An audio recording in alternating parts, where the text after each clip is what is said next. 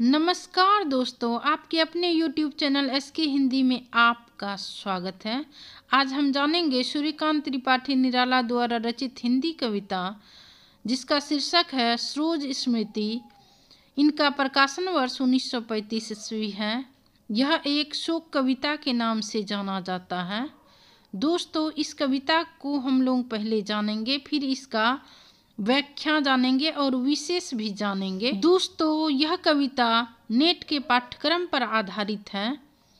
जो नए नए स्टूडेंट हमारे वीडियो को देख रहे हैं उनसे मैं कहना चाहूँगी कि वो चैनल को सब्सक्राइब करना ना भूलें, ताकि मेरा नया नोटिफिकेशन आप तक यथाशीघ्र पहुँचे और पूरे वीडियो को देखने का प्रयास करें। वीडियो पसंद आए तो एक लाइक करें, चैनल को सब्सक्राइब कर लें और अपने दोस्तों के बीच इसे अधिक से अधिक वीडियो को शेयर करें। अगर आप हमारे और भी वीडियो देखने के लिए इच्छुक हैं तो आप हमारे चैनल के प्लेलिस्ट में जाकर अपने उपयोगी वीडियो को देख सकते हैं।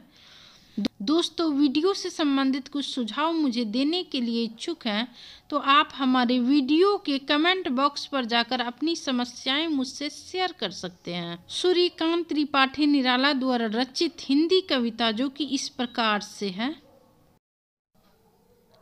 वे कहते हैं दुख ही जीवन की कथा रही, क्या कहूँ आज जो कहीं नहीं। इन पंक्तियों में कवि की वेदना व जीवन संघर्ष साफ झलकता है।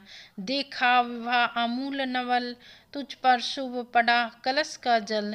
देखती तुझे तू हंसी मंद, होठों में बिजली फंसी स्पंद। उर्मे भर झूली छवि सुंदर, प्रिय की अशब्द श्रृंगार मुखर। तू खुली एक उच्छ्वास संग, विश्वास स्तंभ बंद अंग अंग। नत नयनों से आलोक उतर, कांपा अधरों पर थर थर थर। देखा मैंने वह मूर्ति धीती, मेरे वसंत की प्रथम नीति। श्रृंगार रहा जो निराकार, रह कविता में उच्छ्वसित धार। गाया स्वर्गीय प्रिय संग, भरता प्राणों में राग रंग। रति रूप प्राप्त कर रहा वही, आकाश बदल कर बना माही। हो गया ब्याह आत्मीय स्वजन, कोई थे नहीं ना आमंत्रण। था भेजा गया विवाह राग, भर रहा ना घर निसी दिवस जाग। प्रिय मौन एक संगीत भरा, नव जीवन में स्वर पर उतरा। माँ की कुल निराश मैंने दी, पुष्प सेज तेरी स्वेंग रची। सोचा मन में वह शकुंतला, पर पाठ अन्य यह अन्य कला। कुछ दिन रह गृह तू फिर समोद, बैठी नानी की स्नेह गोद। मामा मामी का रहा प्यार, भर जल्द धरा को ज्यों अपार।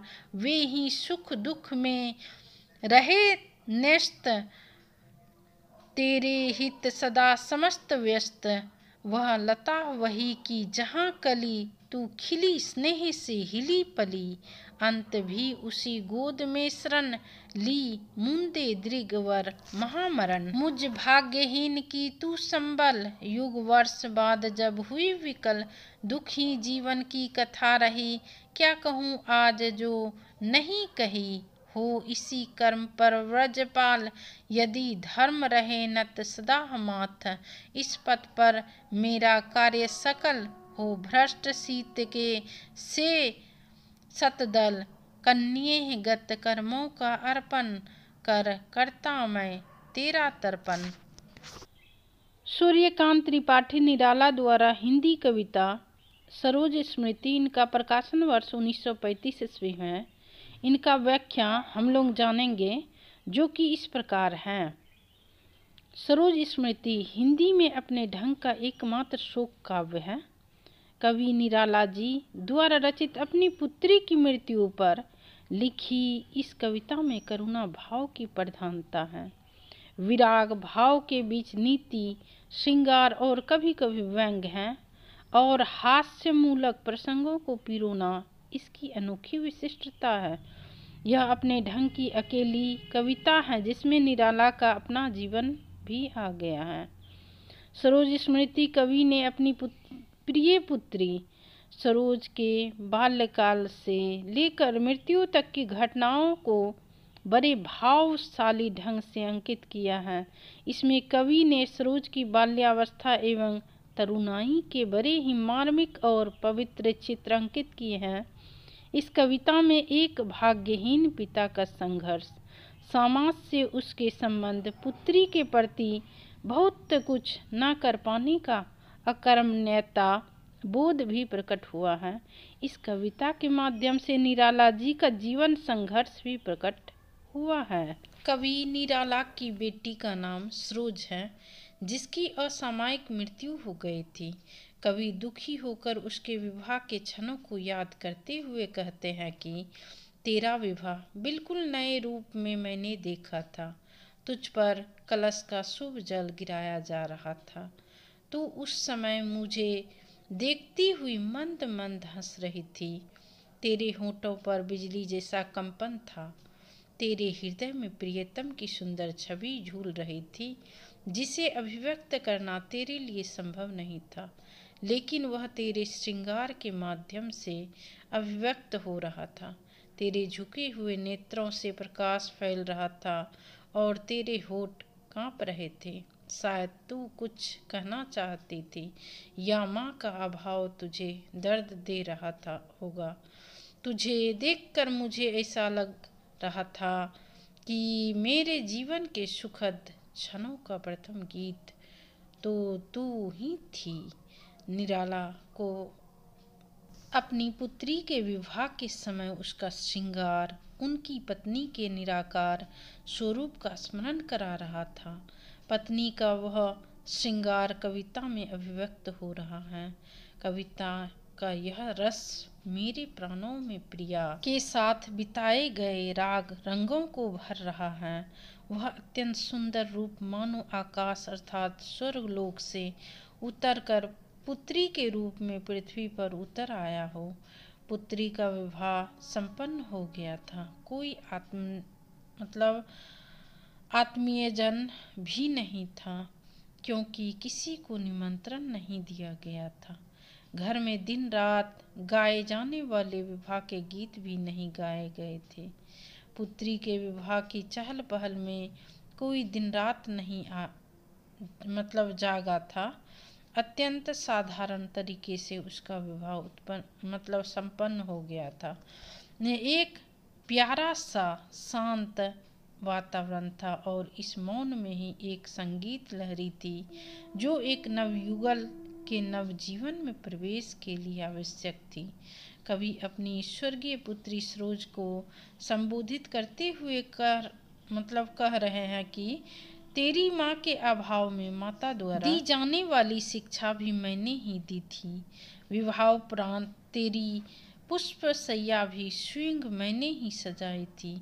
कवि के मन में ख्याल आया कि जिस प्रकार कवक ऋषि की पुत्री शकुंतला माँ विहीन थी, इसी प्रकार मेरी पुत्री सरोज है। किंतु उस घटना और इस घटना की स्थिति में अंतर है।